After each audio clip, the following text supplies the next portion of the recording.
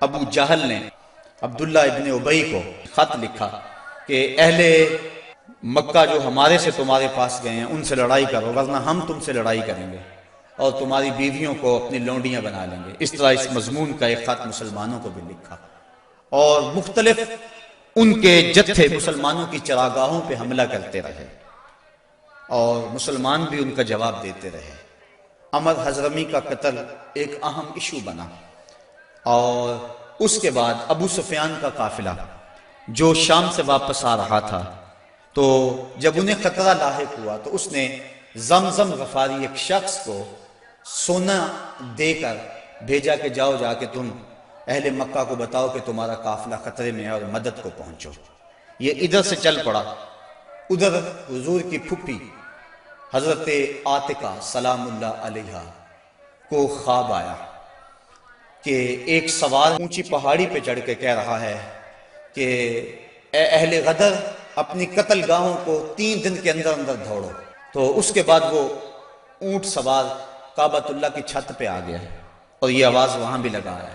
پھر جبل ابی قبیس پہ آ گئے اور وہاں اس نے یہ آواز لگائی، لوگ اکٹھے ہو گئے، اور پھر ایک بہت بڑی چٹان پتھر کے اوپر سے گری اور ٹکڑے ٹکڑے ہو گئے۔ مکے کا کوئی گھر ایسا نہیں تھا جس میں اس کے کنکر اور اس کے ٹکڑے نہ گرے۔ تو حضرت عاتقہ جب بیدار ہوئی تو انہوں نے اپنے بھائی حضرت عباس بن عبد المطلب رضی اللہ تعالی عنہ کو یہ خواب سنایا۔ انہوں نے کسی اور کو خواب سنا دیا، چلتے چلتے یہ خواب ابو جہل تک پہنچ گیا۔ حضرت عباس بن عبد المطلب سین حرم میں طواف کے لیے گئے تو ابو جہل ایک ٹولی کی شکل میں بیٹھا ہوا تھا، کہنے لگا بل فضل، بنو ہاشم میں ایک نبی کافی نہیں تھا کہ ایک نبیہ نے بھی اعلان کر دیا؟ کہتے میں نے پوچھا کیا ماجرا ہوا؟ تو اس نے یہ خواب سنایا۔ میں نے ٹال مٹول کر دی، لیکن اس نے خوب پراپیگنڈا کیا، بلکہ کہا کہ اگر 3 دن تک کوئی ایسا واقعہ نہ ہوا تو ہم چمڑے کے اوپر لکھ کر کعبے کی دیوار سے لٹکا دیں گے کہ سب سے جھوٹا خاندان بنو ہاشم ہے۔ حضرت عباس رضی اللہ تعالیٰ عنہ فرماتے ہیں کہ میں جب گھر گیا تو مجھے عورتوں نے سخت کوسنے دیے کہ وہ بدبخت پہلے تمہارے مردوں پہ بات کرتا تھا، اب عورتوں پر بھی باتیں کرنے لگ گیا۔ کہتے میں غصے سے نکلا، میرا خیال تھا جب ملے گا اگر کوئی بات کرے گا تو پھر میں اس کو خوب جواب دوں گا۔ جو ہی میں سین حرم میں داخل ہوا تو ابو جہل بھاگ رہا تھا، میں سمجھا کہ شاید میرے سے ڈر کے بھاگ گیا، لیکن ماجرا کچھ اور تھا۔ زمزم غفاری آ پہنچا تھا اور وہ ایک اونچے ٹیلے پہ کھڑا ہو گیا تھا۔ اس نے اپنے اونٹ کے کان کاٹ دیے تھے، ناک کاٹ دی اور اپنی قمیض پیچھے سے پھاڑ دی اور زور زور سے کہا اللتیمہ اللتیمہ، اے ادرک اللتیمہ، اور تمہارا قافلہ لٹ گیا، تمہارا قافلہ لٹ گیا، الغوث الغوث، مدد کو پہنچو مدد کو پہنچو۔ کہتے ہیں بھگدڑ مچ گئی، کیونکہ اس قافلے میں پورے مکے کے لوگوں نے مال لگایا ہوا تھا، لہٰذا جلدی جلدی وہ جنگ کی تیاریاں کرنے لگے اور 3 دنوں کے اندر اندر وہ مکے سے کوچ کر گئے۔ ابھی ایک منزل پہ پہنچے تھے کہ ابو سفیان کا قاصد پہنچا کہ ہم بخیریت گزر آئے ہیں، تم واپس ہو جاؤ۔ سارے صاحب لوگوں نے مشورہ دیا، لیکن ابو جہل کہتا تھا نہ، ہم نے بدر میں جانا ہے، 3 دن تک وہاں ہم نے قیام کرنا ہے، وہاں شرابیں پئیں گے، وہاں جشن منائیں گے، پورے عرب پہ ہماری دھاک بیٹھے گی۔ اسے بڑے لوگوں نے سمجھایا لیکن وہ ماننے کو تیار نہ ہوا۔ ہر منزل پہ ہر روز کوئی نہ کوئی سردار دعوت کرتا، 9 یا 10 اونٹ ذبح کرتا اور یہ قافلہ آگے بڑھ رہا ہے۔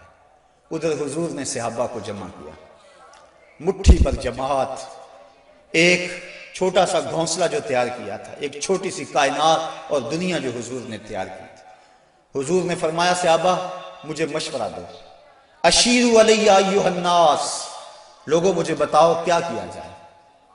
حضرت عمر فاروق رضی اللہ تعالی عنہ، حضرت ابو بکر صدیق رضی اللہ تعالیٰ عنہ، انہوں نے عرض کی حضور آپ جو چاہیں ہم آپ کے ساتھ ہیں۔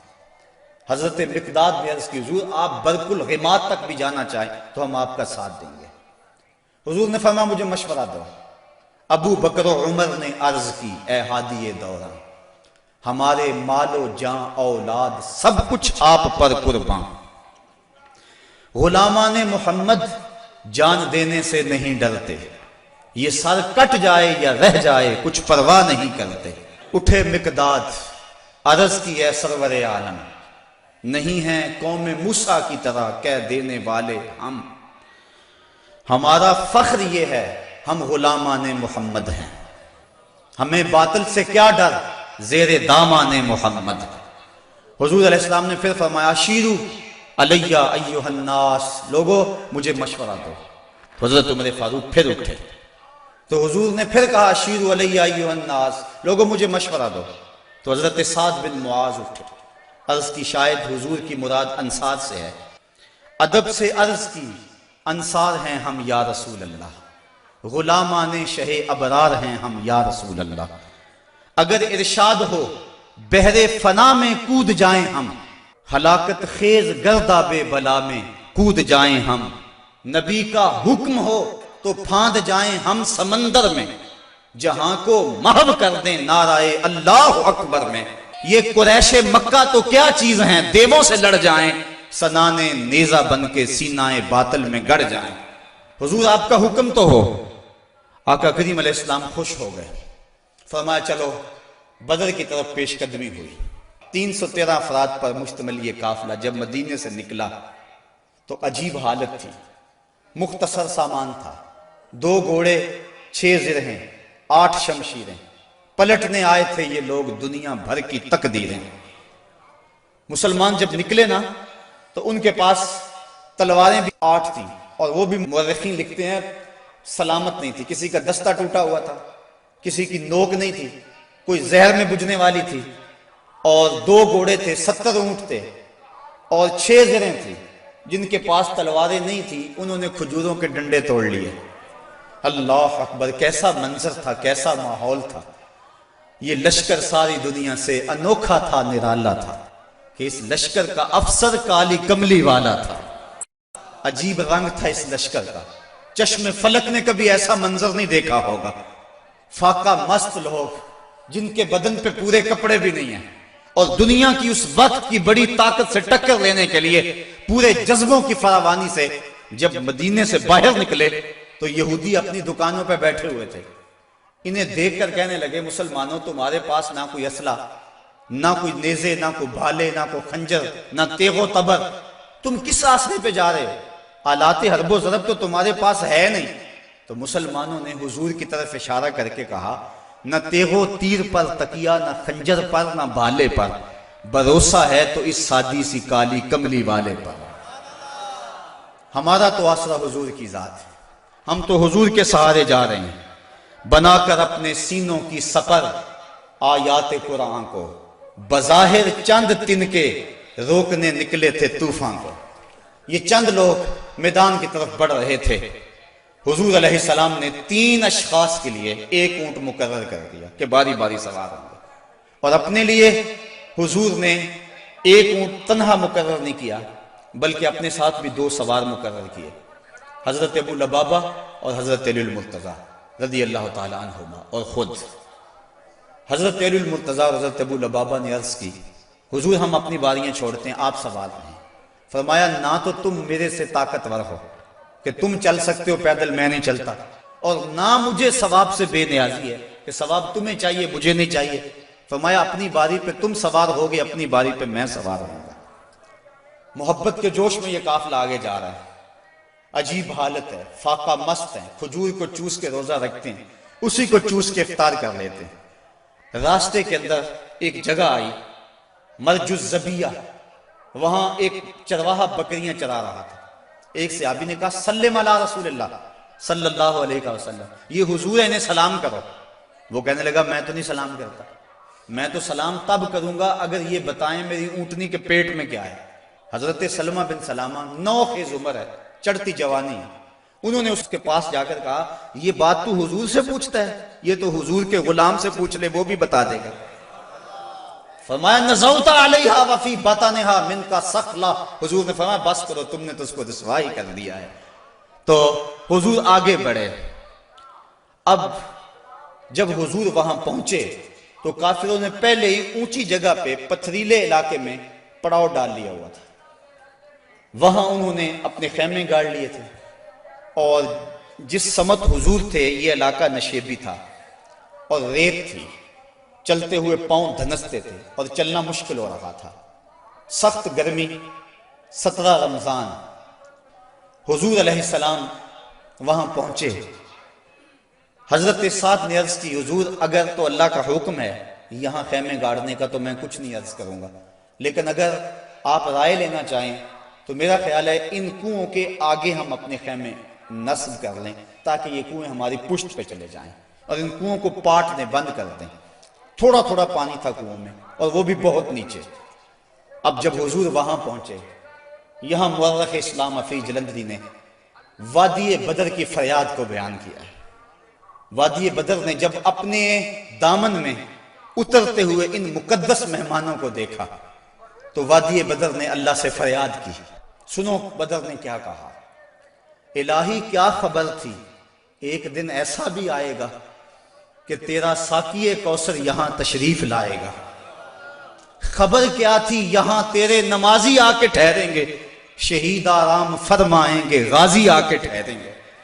مالک مجھے پتا ہوتا طوفان نوح میرے اوپر سے گزرا تھا، میں کوئی پانی جمع کر رکھتی، آج ان غازیوں کو، ان مجاہدوں کو میں پانی پیش کرتی، میں شبنم کے قطرے جمع کرتی رہتی، اور آج تیرے رسول کے غلاموں کو وہ پانی پیش کر دیتی۔ مجھے کیا پتا کہ میرے بھی مقدر جاگیں گے، تیرا ساقی کوثر یہاں جلوہ گر ہوگا، تیرے محبوب کے پیارے قدم اس خاک پہ آئے، الہی حکم دے سورج کو اب آتش نہ برسائے۔ میرے مالک سورج کو کہہ دے اب یہ تو نہ آگ برسائے، تیرے محبوب کے قدم اس دھرتی پہ آگے ہیں، اور میرے دامن سے جب تیرے محبوب کے غلاموں کو ہوائے گرم آئے گی تو مجھ کو رحمت للعالمین سے شرم آئے گی۔ یا اللہ میری فریاد پوری کر لے۔ اس وادی نے فریاد کی اور دعا کرتے ہوئے وادی نے کہا، برائے چند ساعت ابر باراں بھیج دے یا رب، برائے چند ساعت ابر باراں بھیج دے یا رب، بہاراں بھیج دے یا رب، بہاراں بھیج دے یا رب۔ وادی نے یہ دعا کی، دعا صحرا نے مانگی دامن امید پھیلا کر، یکا یک ابر باراں آسماں پر چھا گیا آخر، مدینے کی بلندی سے جو رحمت کی گھٹا اٹھی تو استقبال کو فردوس کی ٹھنڈی ہوا اٹھی۔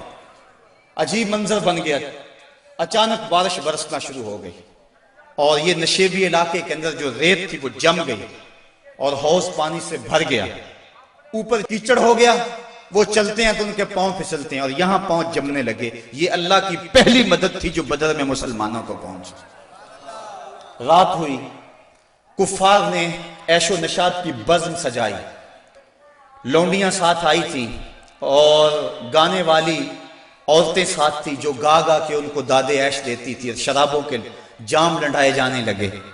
ادھر فاقہ مستوں کی یہ مٹھی بھر جماعت، حضور کے لیے مسجد عریش بنائی گئی، ایک چھپر تیار کیا گیا۔ حضرت ابوبکر صدیق رضی اللہ تعالیٰ عنہ حضور کے پیرے کے لیے کھڑے ہو گئے۔ فرماتے ہیں ساری رات حضور نے سجدوں میں، قیام میں اور رکوع میں گزار دی۔ ساری رات اللہ کی بارگاہ میں روتے رہے اور اللہ کی بارگاہ میں عرض کرتے رہے، اللہم ھذا قریش اقبلت بخیلائہا وفخرہا تحادک وتکذب رسولک اللہم فنصرک الذی وعدتنی۔ اے اللہ یہ قریش بڑے فخر سے آئے ہیں، تجھے بھی جھٹلاتے ہیں، تیرے رسول کی بھی تکذیب کرتے ہیں، میرے مالک جو میرے سے وعدہ کیا ہے وہ وعدہ پورا کر دے۔ حضرت ابوبکر صدیق رضی اللہ تعالیٰ عنہ فرماتے ہیں حضور کی چادر انور سر سے سرک کے کندھوں پہ آ جاتی اور کندھوں سے سرک کے حضور کی کمر پہ آ جاتی، اور میں حضور کی چادر دوبارہ سر پہ دیتا اور عرض کرتا بس کرو یا رسول اللہ، بس کرو، اللہ کی مدد آ جائے گی، بس کرو۔ لیکن حضور بار بار کہتے یا حیو یا قیوم، یا حیو یا قیوم۔ ساری رات حضور نے دعاؤں میں گزار دی۔ جب سحری کا وقت ہوا، نماز ہوئی، حضور نے لوگوں کو کہا لوگوں صفیں سیدھی کر لو۔ حضور نے ہاتھ میں چھڑی یا کوئی تیر پکڑا ہوا ہے اور لوگوں کو کہا کہ صفیں سیدھی کرو۔ حضرت سواد رضی اللہ تعالی عنہ ایک صحابی تھے، وہ سب سے تھوڑا سا آگے بڑھ گئے، حضور نے وہ چھڑی سے ان کے پیٹ میں ٹھوکر دی کہ استوے یا سواد، سواد سیدھے ہو جاؤ۔ تو حضرت سواد سیدھے ہو گئے، ساتھ ہی عرض کرنے لگے حضور مجھے اس کی بڑی تکلیف ہوئی ہے، درد ہوا ہے، میں آپ سے بدلہ چاہتا ہوں، قصاص مانگتا ہوں۔ سارے صحابہ ان کے کان کھڑے ہو گئے، اس حالت میں یہ کیا کہہ رہا ہے؟ حضور نے فرمایا اچھا بدلہ لے لے۔ عرض کی حضور جب آپ نے مجھے چھڑی ماری تھی تو میرا پیٹ برہنہ تھا، حضور نے زرہ کے بند کھول دیے اور پیٹ ننگا کر دیا. حضرت سواد نے جب حضور کے چمکتے ہوئے بطن کو دیکھا فقبل بطنہ، تو چمٹ گئے اور حضور کے پیٹ کو چومنے لگے. حضور نے فرمایا سواد تجھے اس چیز پہ کس نے ابھارا؟ عرض کی حضور منظر آپ کے سامنے ہے، میں اس لیے یہ کام کیا ہے کہ آخری وقت میرا بطن آپ کے بطن سے چھو جائے. اللہ کے محبوب علیہ السلام نے صفوں کو سیدھا فرمایا اور پھر جا کے حضور نے سجدے میں سر رکھ دیا اور پھر حضور نے ایک ایسی دعا مانگی، آج تک ایسی دعا کسی نے نہیں مانگی ہوگی. بڑی ناز والی دعا، بڑی انداز والی دعا. ایسی دعا آج تک نہ کسی نے مانگی اور نہ کوئی مانگ سکتا ہے. حضور نے پیشانی سجدے میں رکھ دی، آنکھوں میں آنسو ہیں. یہ فاقہ مست لوگ کتاروں میں کھڑے ہیں، ادھر کفار شرابوں کے نشوں میں دھت للکار رہے ہیں، حل میں مبارزن، آؤ ہمارے مقابلے میں. حضور علیہ السلام صحابہ کو صفوں میں کھڑا کر کے آپ پیشانی کو مسجد عریش کی ریت پہ رکھ دیا اور آنکھوں میں آنسو ہیں. اور حضور نے جو دعا کی لفظ سنی، کہا یا رب ان تہلک ہذہ العصابہ لن تعبد فی الارض ابدا. میرے مالک میں نہیں کہتا ان کو بچا لے، لیکن دیکھ اس دھرتی پہ تیرا نام لینے والے یہی 313 ہیں. میرے مالک اگر یہ نہ رہے تو قیامت تک تجھے بھی رب کوئی نہیں کہے گا. بس یہی 313 ہیں، یہی تیرے نام لیوا ہیں. اگر اغیار نے ان کو جہاں سے محو کر ڈالا قیامت تک نہیں پھر کوئی تجھ کو پوجنے والا. الہی عہد لیلۃ المعراج پورا کر، محمد سے جو وعدہ ہو چکا ہے آج پورا کر. اللہم ان تہلک ہذہ العصابہ لن تعبد فی الارض ابدا. اے اللہ اگر یہ نہ رہے تو قیامت تک تجھے بھی رب کوئی نہیں کہے گا. یہ لفظ حضور کی زبان پہ تھے اور چادر سرک کے کندھوں پہ آ گئی، کندھوں سے سرک کے کمر پہ آ گئی. حضرت ابوبکر صدیق کہتے ہیں بس کرو یا رسول اللہ، حسبک یا رسول اللہ، حسبک اللہ یا رسول اللہ. حضور اللہ کافی ہے آپ کو.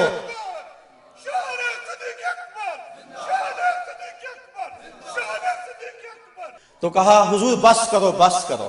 اللہ کی مدد آ گئی، لیکن حضور کی آنکھوں میں مسلسل آنسو ہیں اور کہتے ہیں مالک یہی مٹھی بھر میری زندگی کی کمائی ہے، یہی 313 ہے تیرے نام لیوا روئے زمین پہ. اگر یہ نہ رہے تو قیامت تک تجھے بھی کوئی رب نہیں کہے گا. پھر کیا ہوا؟ اچانک حضور نے سر اٹھایا. حضرت ابوبکر صدیق فرماتے ہیں میں دیکھ رہا تھا، حضور نے فرمایا ابشر یا ابا بکر اتاک نصر اللہ ھذا جبریل آخذ بعنان فرسہ. ابو بکر بشارت ہو، مبارک ہو، وہ دیکھو اللہ کی مدد آ گئی ہے. وہ دیکھو جبریل گھوڑے پہ سوار ہیں اور گھوڑے کی لگام کو تھامے ہوئے ہیں اور گھوڑے کے پاؤں کے اوپر گرد جمی ہوئی ہے. وہ دیکھو اللہ کی مدد آ گئی. اللہ اکبر. حضور علیہ السلام یا حیو یا قیوم کا وظیفہ پڑھ رہے ہیں. ادھر کافروں نے کہا حل میں مبارزن. حضور نے 3 انصاری جوان بھیجے، حضرت حارث، حضرت معاذ اور حضرت معوذ. قریش نے پوچھا کون؟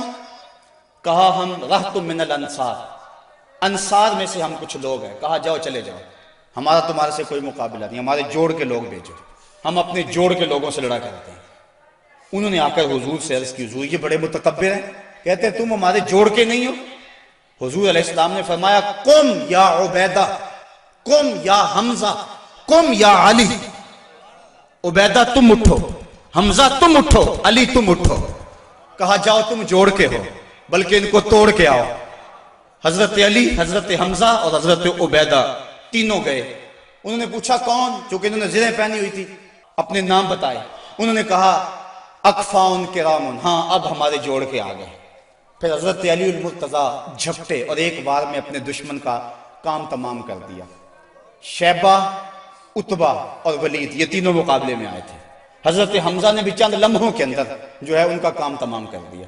حضرت عبیدہ بوڑھے تھے، ان کی پنڈلی کٹ گئی اور پنڈلی سے جو ہے وہ گودا باہر آ رہا تھا اور حضرت حمزہ اور حضرت علی آگے بڑھے اور ان کی مدد کی اور ان کے دشمن اور مقابل کو قتل کیا. حضرت عبیدہ کی آنکھیں کچھ ڈھونڈ رہی ہیں. پھر اچانک حضور نظر آئے تو وہاں گھسیٹ کے آپ کو حضور کی طرف کرنے لگے. آقا کریم نے دیکھا تو جلدی جلدی آئے. حضرت عبیدہ نے اپنا سر حضور کے قدموں پہ رکھ دیا اور کیا کہا حضور کیا میں شہید نہیں ہوں؟ تو حضور نے فرمایا اشہد انک شہید، میں گواہی دیتا ہوں تم پکے شہید ہو۔ پھر حضور کے قدموں پہ سر رکھا ہوا تھا کہ حضرت عبیدہ کی روح پرواز کر گئی، گر وقت اجل سر تیری چوکھٹ پہ دھرا ہو، جتنی ہو قضا ایک ہی سجدے میں ادا ہو، مزہ سردار مرندہ انج آؤندہ، میت یار دے بوئے تے پئی ہو دے۔ حضرت حارثہ رضی اللہ تعالیٰ عنہ ایک صحابی ہیں، ان کو تیر لگا، وہ شہید ہو گئے۔ ذرا منظر دیکھیے بدر کا۔ ان کی ماں کو پتا چلا میرا بیٹا شہید ہو گیا، وہ حضور کی خدمت میں حاضر ہو گئے اور عرض کرنے لگی حضور مجھے بتائیں کہ میرا بیٹا جنت میں گیا یا نہیں گیا، اگر وہ جنتی ہے تو پھر میں صبر کروں گی، نہیں تو میں بین کروں گی، واہ ویلا کروں گی۔ حضور علیہ السلام نے جو جواب دیا سنیے کیا خوبصورت جواب تھا۔ حضور نے فرمایا آوا حبلت یا امہ حارثہ، حارثہ کی امی تجھے کیا ہو گیا ہے؟ جنت ایک نہیں ہے، جنت اللہ نے کئی بنائی ہیں، اور انا ابنا کا اصحاب الفردوس الاعلی، اور تیرا بیٹا حارثہ جنت کے سب سے اونچے درجے فردوس میں ہے۔ تو جب اس نے یہ بات سنی نا تو وہ خوشی سے جھومنے لگی، اس نے کہا بخ بخ لکا یا حارثہ، حارثہ واہ واہ مبارک ہو تجھے، تو جنت کا راہی بن گیا ہے۔ اللہ اکبر۔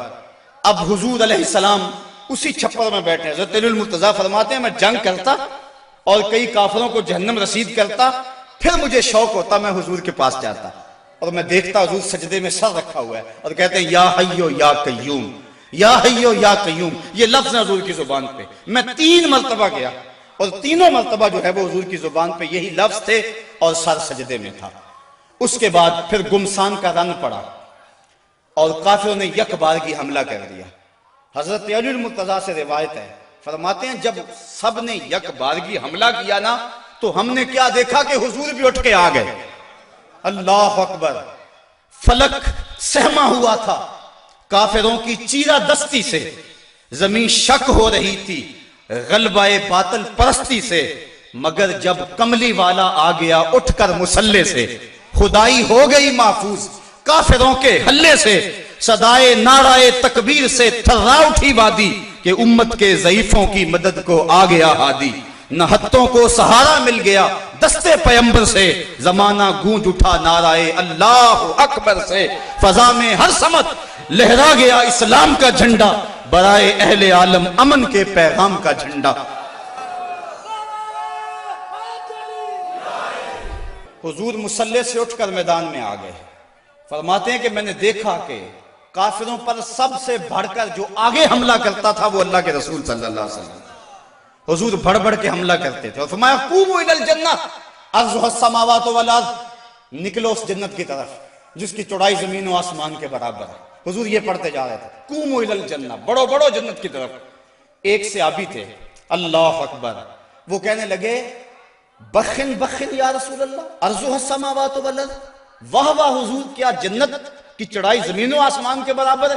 حضور فرمایا ہاں عرضها السماوات والارض۔ تو وہ کھجوریں کھا رہے تھے، انہوں نے کھجوریں پھینک دی، کہا پھر میرے اور جنت کے راستے میں یہ کھجوریں رکاوٹ بنی ہوئی ہیں، اور میدان میں کود گئے اور داد شجاعت دیتے ہوئے جام شہادت نوش کر لیا۔ پھر ابو جہل نے سوچا کہ یہ تو پانسا پلٹ گیا، تو اس نے کہا آواز دو لنا عزا ولا عزا لکم، ہمارے پاس عزا ہے تمہارے پاس عزا کوئی نہیں۔ تو حضور نے فرمایا تم بھی اونچی جگہ پہ چڑھ جاؤ، اپنے غلاموں کو فرمایا، اور جب وہ کہتے ہیں لنا عزا ولا عزا لکم، اور تم جواب کے اندر کہو اللہ مولانا ولا مولا لکم، اللہ ہمارا مولا ہے تمہارا مولا ہی کوئی نہیں ہے۔ فرمایا یہ آواز دو، اب یہ آواز دی جا رہی، کیسا منظر ہے بدر کا، اللہ اکبر، حق اور باطل ٹکرا رہے ہیں۔ اللہ نے بھی اس دن کو یوم فرقان کہہ کے پکارا، حق اور باطل ٹکرا رہے ہیں۔ حضرت عبد الرحمن بن عوف رضی اللہ تعالیٰ عنہ فرماتے ہیں، عشرہ مبشرہ میں سے فرماتے ہیں میں کھڑا تھا کہ 2 لڑکے آ گئے، 9 عمر، کہنے لگے چچا ابو جہل کو جانتے ہیں؟ میں نے کہا بیٹا تم نے کیا کرنا ہے؟ کہنے لگے ہم نے قسم کھائی ہے یا مر جائیں گے یا ماریں گے، کیونکہ سنا ہے وہ حضور کو گالیاں دیتا ہے۔ میں نے کہا اس کے گرد تو بہت بڑا دستہ ہے ایک فوج کا۔ وہ کہنے لگے یہ دستہ اسرائیل کا راستہ نہیں روک سکتا۔ کہتے میں نے اشارہ کیا وہ ابو جہل ہے۔ کہتے ابھی میری انگلی اٹھی تھی، میں نے دیکھا شہبازوں کی طرح جھپٹ کے وہ ابو جہل کے اوپر ٹوٹ پڑے۔ لڑتے لڑتے ایک کا بازو کٹ گیا، لیکن اس کا چمڑا جو تھا وہ اڑا رہا، جس کی وجہ سے لڑتے لڑتے رکاوٹ ہوتی تھی۔ اس نے اپنے ہاتھ کو پاؤں تلے رکھ کے توڑ کے پھینک دیا۔ جو جہاد کے راستے کے اندر رکاوٹ بنتا ہے وہ اپنا بازو بھی ہو تو اس کو ہٹا دیں گے راستے سے۔ ابو جہل کی ٹانگیں کاٹی اور پھر دوڑے دوڑے حضور کے پاس آئے، ننھی ننھی تلواریں، چھوٹے چھوٹے بچے، معاذ اور محوذ افرا کے بیٹے، یہ دونوں حضور کے پاس آئے اور کہنے لگے حضور، ایک نے کہا حضور ہم نے ابو جہل کو قتل کیا ہے، دوسرا کہنے لگا نہیں نہیں حضور میں نے قتل کیا ہے۔ یہ آپس کے اندر میٹھی لڑائی لڑنے لگے۔ حضور فرمانے لگے تم نے تلواروں کو دھویا تو نہیں ابھی؟ کہا نہیں حضور۔ فرمایا لاؤ اپنی تلواریں۔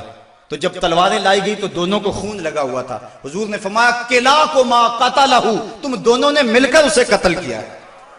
تو یہ غزوہ جاری تھا اور کافر کٹ کٹ کے گر رہے تھے اور اللہ تعالیٰ نے اسلام کو فتح دی۔ 70 کافر مارے گئے، 70 کافر موقع پہ قتل ہو گئے، 70 افراد کو گرفتار کر لیا گیا، باقی دم دبا کے بھاگ گئے۔ اور سخت سراسیمگی کا عالم تھا، نعرے تکبیر کے لگ رہے ہیں، صحابہ حضور کو دیکھتے ہیں اور میدان جنگ کے اندر کود پڑتے ہیں۔ آواز آتی ہے اقدم ہیزوم، ہیزوم آگے بڑھو۔ صحابہ نے عرض کی حضور یہ ہیزوم کون ہے؟ اور آواز دینے والا بھی نظر نہیں آتا۔ فرمایا یہ جبریل کی آواز ہے، اور ہیزوم جبریل کے گھوڑے کا نام ہے۔ وہ اپنے گھوڑے کو کہتا ہے تو بھی آگے ہو جا۔ شانہ بشانہ مسلمانوں کے جبریل بھی لڑ رہا تھا، وہ بھی جہاد میں تھا۔ اللہ اکبر۔ اللہ نے اسلام کی فتح کی، اسلام کو کامیابی دی۔ اللہ کے محبوب علیہ السلام نے اللہ کا شکر ادا کیا اور لڑتے لڑتے کئی مناظر آئے۔ حضرت عکاشہ کی تلوار ٹوٹ گئی تو وہ حضور کی خدمت میں حاضر ہوئے، حضور تلوار ٹوٹ گئی ہے۔ تو حضور کے ہاتھ میں ایک ڈنڈا تھا، وہی اس کو دے دیا۔ فرمایا قاتل بہذا یا عکاشہ، عکاشہ اس کے ساتھ لڑو۔ کہتے ہیں جب یوں لہرایا تو وہ لوہے کی تلوار بن گئی اور ساری زندگی حضرت عکاشہ کے ساتھ وہ تلوار رہی۔ حضرت قتادہ کہتے ہیں کہ میرے یہاں تیر لگا آنکھ کے قریب اور آنکھ کا ڈیلا باہر آ گیا۔ میں حضور کی خدمت میں حاضر ہوا، حضور نے اپنا لعاب لگایا اور جہاں وہ ڈیلا تھا وہیں رکھ دیا۔ وَقَانَ لَا يَدْرِي أَيُّ عَيْنَيْهِ أُصِيبَتْ، حضرت قتادہ کو پتہ نہیں چلتا تھا کہ آنکھ خراب کون سی ہوئی تھی، یعنی دونوں کی روشنی ایک جیسی تھی اور کوئی نشان بھی باقی نہیں رہا تھا۔ یہ حضور کے لعاب کی برکتیں تھیں۔ اللہ نے اسلام کو فتح دے دی۔ حضور علیہ السلام 3 دن وہاں قیام فرمایا۔ قیام فرمانے کے بعد حضور وہاں چلے، راستے میں ایک جگہ پہ حضور نے پڑاؤ کیا تو جبریل آ گئے اور جبریل نے کہا رضیتا یا رسول اللہ، حضور آپ راضی ہوئے ہیں کہ نہیں ہوئے ہیں؟ حضور نے فرمایا میں راضی ہو گیا ہوں۔ کہا مجھے اللہ نے کہا ہے کہ میرے محبوب سے پوچھ کر آنا ہے، اگر اجازت دے تو آنا ہے، تو میں اجازت چاہتا ہوں۔ حضور فرمایا چلے جاؤ۔ حضور نے حضرت عبداللہ بن رواحہ اور حضرت زید بن حارثہ رضی اللہ تعالی عنہما کو کہا تم ذرا آگے چلے جاؤ اور اہل مدینہ کو خبر دو کہ اللہ نے اسلام کی فتح عطا فرمائی۔ یہ آگے آگے چلے گئے، حضرت عبداللہ ابن رواحہ اور حضرت زید بن حارثہ، اور جا کے لوگوں کو کہا لوگوں مجدہ باد، مبارک ہو، ابو جہل قتل ہو گیا، امیہ قتل ہو گیا، ولید قتل ہو گیا، عتبہ قتل ہو گیا، شیبہ قتل ہو گیا، ابو البختری قتل کر دیا گیا، ان کے بڑے بڑے سردار قتل کر دیے گئے۔ اللہ نے اسلام کو فتح دے دی۔ 70 ان کے قتل ہوئے اور 14 مسلمانوں کے شہید ہوئے، 13 موقع پہ اور 1 راستے میں۔ اب منافق تو کہہ رہے تھے اتنی بڑی قوم سے ٹکرانا یہ ان کے پاس کی بات ہی نہیں ہے، ان کے پاس تو کھجوروں کے ڈنڈے تھے، تلواریں بھی کن تھی، یہ کیسے لڑے ہوں گے؟ وہ کہنے لگے غلط کہتے ہو، غلط کہتے ہو، تمہاری عقل کو کچھ ہو گیا ہوا ہے۔ بلکہ ایک منافق نے کہا کہ زید بن حارثہ جس اونٹ پہ سوار ہیں وہ تو حضور کا ہے، اس کا مطلب ہے کہ حضور نہیں ہے، یہ ان کے اونٹ پہ بیٹھا ہوا ہے۔ حضرت اسامہ بن زید کہتے ہیں کافروں نے اتنا پراپیگنڈا کیا منافقوں نے کہ مجھے بھی شک ہو گیا۔ میں نے اپنے باپ سے پوچھا کہ ابا جی واقعی مسلمانوں کو پتہ ہوئی ہے؟ تو میرے باپ نے کہا بیٹا کیا کہتے ہو، اللہ نے اسلام کے جھنڈے گاڑ دیے ہیں۔ اللہ اکبر۔ حضرت عاصم بن عدی کہتے ہیں میں نے حضرت عبداللہ ابن رواحہ کو ایک طرف کیا، میں نے کہا احقن ما تقول یا ابن رواحہ، اے رواحہ کے بیٹے جو تم کہتے ہو حق کہتے ہو؟ انہوں نے کہا ای واللہ، اللہ کی قسم ایسا ہی ہوا ہے، ایسا ہی ہوا ہے۔ کافر بھاگ گئے، اللہ نے اسلام کو فتح دے دی۔ کہتے ہیں کہ جب انہوں نے یہ گواہیاں دی تو جو بچے تھے نا مدینے میں وہ باہر گلیوں میں نکل آئے اور اونچی اونچی آواز کیا لگاتے تھے؟ وہ کہتے تھے قتل ابو جہل الفاسق، وہ فاسق ابو جہل قتل کر دیا گیا، قتل کر دیا گیا۔ اور اب وہ تیاریاں کرنے لگے حضور کے استقبال کی۔ آقا کریم جب تشریف لائے وہ منظر مدینے کا دوبارہ تازہ ہو گیا۔ اور آج میں اس کو مختلف کتب سید سے پڑھ رہا تھا. کیسا وہ خوبصورت منظر کہ جب حضور تشریف لائے، حضور کے چہرے پہ طمانیت کا نور تھا، چہرہ چمک رہا تھا. اور جب حضور نے قدم مدینے میں رکھے تو بنو نجار کی وہی بچیاں دف لے کر آ گئی اور انہوں نے چھتوں کے اوپر چڑھ کر وہی گیت جب حضور آئے تھے تو گایا تھا. آج پھر ان کی زبان پہ ہے طلع البدر علینا من ثنیۃ الوداع وجب الشکر علینا ما دعا للہ دائی. کہ وہ دیکھو چاند طلوع ہو گیا وداع کی پہاڑیوں سے، وہ دیکھو چاند چڑھ گیا ہے. اور حضور یوں تشریف لائے مدینہ کے اندر. اللہ نے اسلام کی عظمت کے جھنڈے گاڑ دیے اور اس دن کو میرے رب نے بھی یوم فرقان کہہ کے پکارا. 22 رمضان کو حضور نے مراجعت فرمائی اور جمعے کا دن تھا جب حضور مدینہ شریف پہنچے. اللہ تعالیٰ نے اسلام کو فتح دے دی. مٹھی بھر جماعت، 313 افراد، اور ان کے بدن کے اوپر چیتھڑے تھے. بلکہ عمیر بن وہب، یہ ابو جہل کا جاسوس تھا، اس نے کہا جا مسلمانوں کی تعداد دیکھ کر آ کتنی ہے.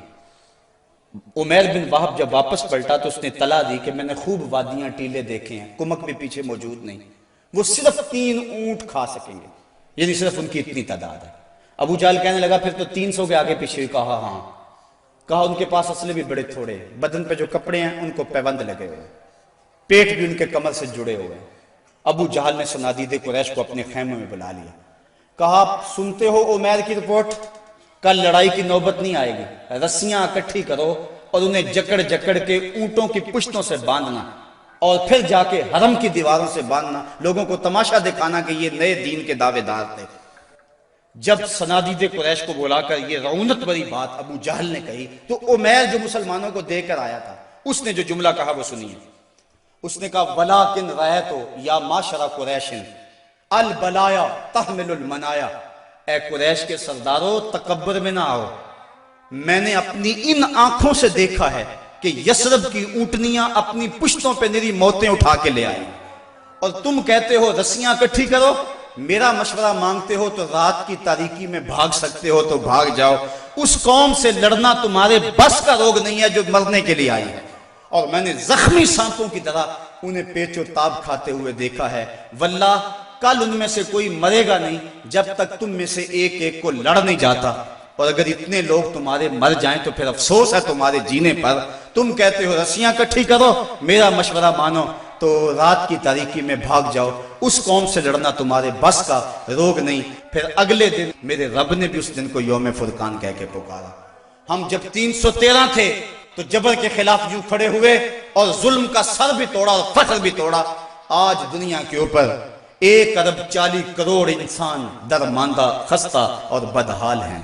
آج حال یہ ہے کابل سے کندھار تک، قلعہ جنگی سے دشت لیلہ تک، تورا بورا سے تکریت تک، موصل سے بغداد تک، جاوا کے ساحل سے رباط کے کوچہ و بازار تک، نیل سے کاشغر تک، القدس سے کشمیر تک، دریائے آمو کی لہروں سے ڈل جھیل کے کناروں تک، ہر سمت کفر دندنا رہا ہے اور ہم دفاعی پوزیشن میں بھی نہیں رہے. پچھلے دن 4 میزائلوں سے ہمارے وطن کی آبرو پہ حملہ ہوا، اور کتنی بدقسمتی ہے ہمارے ملک کے وزیر اعظم نے کہا کہ ہم امریکہ سے مقابلہ نہیں کر سکتے. میں نے کہا یہ بات صدر کہتا تو شاید مجھے دکھ نہ ہوتا، تو حضرت امام حسین کی اولاد سے تعلق رکھتا ہے، تیرے پاس تو 72 بھی فرد ہوتے وہ بھی میدان میں لے کر آ جاتا. یہ کیسے حالات آگئے اور کیسے دن آگئے.